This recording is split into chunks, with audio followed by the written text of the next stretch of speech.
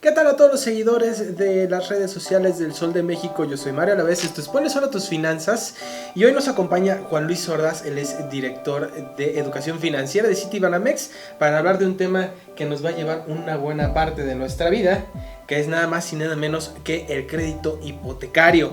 Así es que vamos a empezar a platicar con Juan Luis. Juan Luis, muchas gracias por estar con nosotros. Es un gusto, como siempre, tenerte aquí. Y cuéntanos, por favor, primero que nada, ¿qué elementos hay que considerar para pedir un crédito hipotecario? Bueno, pues el crédito hipotecario es sin duda una decisión importante que se debe tomar a lo largo de la vida y hay que considerar muchos elementos. Afortunadamente hoy existen muchas opciones para poder tener acceso a un crédito hipotecario. Por ejemplo, lo podemos hacer a través de un banco, a través de diferentes instituciones financieras, hay créditos por parte de instituciones del gobierno. Y, por ejemplo, si nosotros nos vamos a acercar a un banco, primero tenemos que conocer cuál es nuestra capacidad para poder absorber una deuda de este tamaño, porque esto va a implicar que por varios años probablemente vamos a estar destinando el 25, el 30%, un poco más de nuestros ingresos. Entonces hay que considerar esta parte. Entonces, ¿qué elementos son los que tenemos que tomar en cuenta? Primero, ¿para cuánto me alcanza? Esto es un punto importante. ¿Cómo puedo saber para cuánto me alcanza? Les voy a dar una reglita muy sencilla, muy simple. Lo que vamos a hacer es dividir nuestro ingreso mensual entre 3 y esto lo vamos a multiplicar por 100. Por ejemplo, si yo gano 10,000 pesos, esto lo divido entre 3 y lo multiplico por 100, esto me da más de 300,000, 333,000 pesos. Y es aproximadamente para lo que me alcanzaría con mi salario actual, con lo que gano. Porque, generalmente las instituciones financieras me van a solicitar que yo les compruebe la mensualidad, que mis ingresos son 3 veces superiores aproximadamente a la mensualidad. Entonces esto es uno de los primeros puntos que tenemos que considerar. Otro de los elementos son todos los gastos asociados a un crédito hipotecario. Tenemos que pagar, por ejemplo, el enganche. Entonces esto es un elemento importante. ¿Cuánto aproximadamente nos solicitan las instituciones financieras? Aproximadamente nos van a solicitar, puede variar, pero bueno, nos pueden solicitar a veces desde el 15% hasta un poco más, 20%, un poquito más del 20%. Este es uno de los elementos que hay que considerar. Vamos a ponerle una pausa ahí para que le pongamos número a la casa. Si estamos hablando de que la casa cuesta 500,000 pesos, ¿cuánto sería el enganche más o menos en pesos? Así de... Pues pongámosles el 20% de estos 500,000. Entonces pues estaríamos hablando de 100,000 pesos. Entonces esto es lo que hay que considerar, que eso lo tenemos que poner nosotros. Otro de los elementos que hay que considerar son otros gastos asociados. Es, por ejemplo, el avalúo. Eso, bueno, no es tan caro, pero lo que sí puede ser relativamente caro son los gastos notariales, que aproximadamente pueden ser entre el 5 y el 10% del valor de la vivienda. Cuando nos referimos a los gastos notariales hablamos de... Pues cuando el documento que nos va a dar ya el notario, donde acredita que nosotros vamos a ser los dueños de las escrituras propiamente, y todo lo que se asocia con ellos, toda la documentación que tenemos que llevarle al notario para que él sea testigo de que esa casa está en regla, está en orden, y por eso nos va a cobrar aproximadamente entre el 5 y el 10%. Aquí vamos a tener también cuidado porque nosotros tenemos que buscar obviamente al notario que nos pueda cobrar el menor porcentaje por esa transacción. Entonces aquí ya estamos hablando y más o menos todo esto va a ser como alrededor de un 7%, un 8%, todos los gastos asociados. Muchas veces nos van a cobrar a lo mejor una comisión por apertura, el avalúo, los gastos notariales. Entonces todo esto más o menos va a ir sumando alrededor de un 7-8%, que eso sale de la bolsa del comprador. O sea, estaríamos hablando entre 35,000 y 40,000 pesos más, en este caso hipotético de los 500,000 pesos del valor del inmueble. Es lo que tenemos que va a salir de nuestra bolsa. Hay otras opciones, ahorita las vamos a ir platicando, para que podamos reducir estos gastos. Pero bueno, en principio pues así es como lo podemos hacer. Esto si lo hacemos a través de un financiamiento bancario, entonces más o menos es lo que hay que considerar. También depende obviamente para que nos den el crédito va a depender de nuestro historial crediticio, de qué tan buen pagador hemos sido. También va a depender obviamente de nuestro ingreso, el ingreso que podamos demostrar. Y aunque nosotros seamos trabajadores por nuestra cuenta, si tenemos la posibilidad de demostrar ingresos, también podemos acceder a un crédito hipotecario. Entonces, a lo mejor ahí nos va a pedir el banco comprobar un poco más y probablemente nos dé unas condiciones un tanto diferentes que si somos asalariados, pero tenemos esa posibilidad también. Ahí es sobre el ingreso anual, ¿no? Sobre el ingreso anual, sí, porque como no tienen ingreso fijo regularmente cada mes, entonces por eso es sobre el ingreso anual. Ok. No se nos desanimen, yo sé que suena mucho dinero, pero vamos con calma porque tenemos muchas más opciones. Pero ¿qué te parece si antes de pasar a estas opciones me terminas de contar todo el panorama de pues que es el segundo producto más utilizado dentro del mercado, ¿no? Después de los créditos gubernamentales. Sí, digo, por ejemplo, ahora si hablamos ya de otras opciones como los créditos gubernamentales, pueden ser muy buenos, pero bueno, también tienen sus ciertas desventajas. Por ejemplo, si yo le solicito al Infonavit, todos aquellos que están cotizando, el Infonavit nos va a solicitar que tengamos una relación laboral vigente en este momento, que cumplamos con los 116 puntos que nos solicita para poder darnos el crédito, y que obviamente que no tengamos un crédito anterior. Entonces estos son de los requisitos que nos va a solicitar el Infonavit. Y hay que considerar un poco aquí y hay que hacer una evaluación, por eso es importante tener mucha información, porque la tasa que nos cobra el Infonavit es del 12%. Entonces hoy es relativamente más fácil conseguir una tasa menor con un banco. Las tasas las podemos conseguir desde 9.5 o 10, entonces pueden ser ya tasas adecuadas con las instituciones financieras, y la tasa que nos cobra el Infonavit es del 12%. Entonces bueno, hay que considerar esa parte. Otro elemento que también tienen los créditos del Infonavit es que cada año se reevalúan, y esto en función de dos elementos. Uno puede ser, anteriormente solamente estaban fijados en salarios mínimos, y eso cambió hace poco más de 2 años, y ahora se fija la UMA, una unidad de medida, pero siguen incrementando. ¿Y por qué incrementan? Bueno, depende de dos situaciones. Incrementan conforme incrementa la UMA, que incrementa con respecto a la inflación, o bien respecto del salario mínimo. Lo que sea menor de estos dos porcentajes es lo que se va a aplicar para que incremente incrementa nuestra deuda en realidad. Entonces esto también hay que considerarlo. Y en el caso de los bancos, pues esto no ocurre, simplemente podemos tener congelado. Es un monto fijo, entonces ya sabemos que esto va a ser así. Oye, una duda que surge mucho es si todavía hay tasas flotantes o si hay tasas fijas, o si hay de las dos tasas. ¿Cómo están tasados los intereses de nuestros de las diferentes alternativas de créditos hipotecarios? Porque a veces te puede preocupar más una tasa variable, ¿no? Bueno, generalmente ya los bancos o las instituciones financieras manejan dos tipos de tasa. Una es la tasa fija y la otra es la llamada tasa creciente. ¿En qué consiste la tasa creciente? Esta conviene principalmente para los jóvenes, es decir, yo, iba a decir soy joven, bueno, pero para los más jóvenes que están ingresando recién al mercado laboral, su expectativa generalmente es que aumente su salario. Entonces ellos pueden hacer este acuerdo con el banco: yo quiero una tasa creciente. ¿En qué consiste esto? Que al inicio lo que voy a pagar pues es relativamente poco, y esto va incrementando. Entonces es un poco las dos modalidades que hoy prácticamente tenemos en la mayoría de los bancos.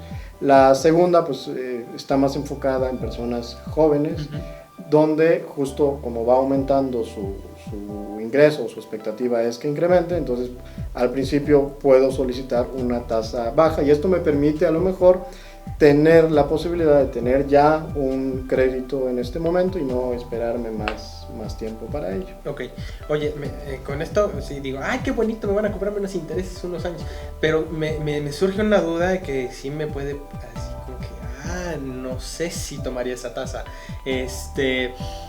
¿Esa tasa cambia por un plazo fijo dictado por el banco o cambia cuando yo suba de empleo? No, va cambiando por un taso. Este acuerdo se hace desde el inicio, generalmente puede ser a lo mejor cada 3 años, entonces esto se acuerda tú lo sabes desde un inicio, no es de que hoy te la vamos a cambiar y ya sino ya es acordada. Y esto, ¿cómo se acuerda? Pues en función de lo que vas a pagar. Lo que ocurre es que, por ejemplo, en una tasa fija, el monto que vas a pagar, pues ya lo sabes desde un inicio, pues tienes ahí también tu tabla de amortización, de cómo vas a ir haciendo los pagos, y lo mismo en una tasa cuando es creciente, también tienes esta información y sabes cómo van a ir aumentando los pagos que vas a hacer.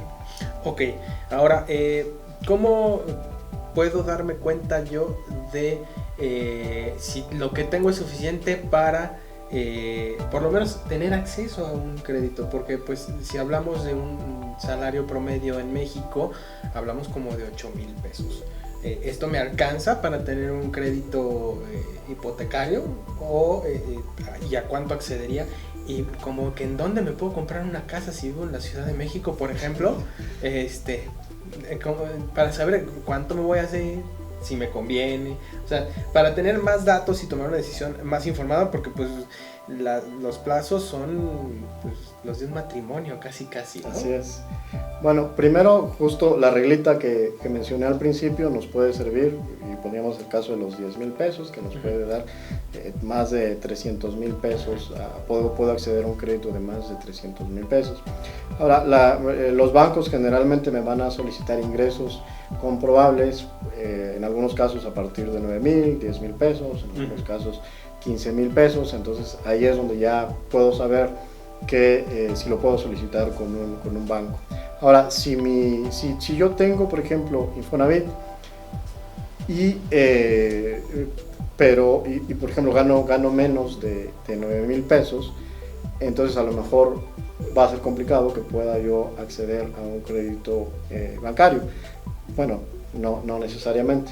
¿Qué puedo hacer? Por ejemplo, aquí lo que tengo, bueno, hay personas, por ejemplo, que están registradas con un salario menor. Hay personas, por ejemplo, en el Infonavit que están registradas con un salario relativamente bajo, pero en realidad pues tienen forma de comprobar más ingresos. Bueno, hay un producto del Infonavit que se llama Cofinavit, que ese se trabaja en conjunto con las instituciones financieras, con los bancos. ¿En qué consiste este producto? En lo que consiste es que parte del financiamiento me lo da el Infonavit, entonces se ocupan los recursos míos, los que yo ya tengo en su cuenta de vivienda, y parte de los recursos me los da el banco. Entonces, ¿esto qué me permite? Poder acceder a un crédito mayor, a un financiamiento mayor. Por ejemplo, a lo mejor dices en la Ciudad de México no me alcanza para a lo mejor con lo que si yo solamente le pido al Infonavit, pues no necesariamente puedo cubrir lo que cuesta una vivienda en la Ciudad de México, pero a través de este producto puedo unir los dos. También está la parte conyugal, entonces tengo esta posibilidad de unir con mi esposa, mi esposo en este caso, pues puede ser que también se unan estos beneficios que cada quien tiene y nos permite acceder a un crédito mayor. Entonces también está ese beneficio. También el Infonavit tiene otro que se llama Apoyo Infonavit. ¿En qué consiste el Apoyo Infonavit? Que parte de los recursos que yo tengo en mi subcuenta de vivienda se van y todas las aportaciones que va haciendo, el 5% que hacen nuestros patrones a nuestra cuenta de vivienda, se van directo a capital. Entonces esto es buenísimo, y este apoyo lo puedo solicitar. Por ejemplo, yo me fui con un banco, tengo mi crédito con el banco, pero en este momento digo, mira, pues tengo mi apoyo Infonavit, y voy y lo solicito. Entonces lo puedo solicitar en ese momento. Y todas esas aportaciones se van directo a capital. ¿Qué es esto de que se vaya directo a capital?